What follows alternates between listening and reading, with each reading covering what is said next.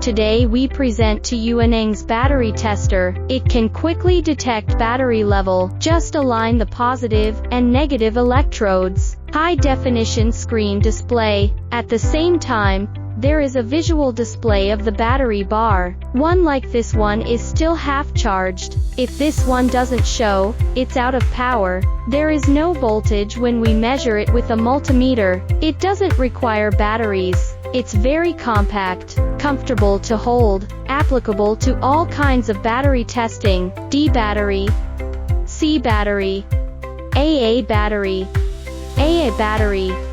26650, 21700, 18650, 14500, 10440, 16340. Test the button battery here. This small one can also be measured. 9V battery can also be tested. Touch directly here. A 12V23A battery can also be measured here. Is it comprehensive?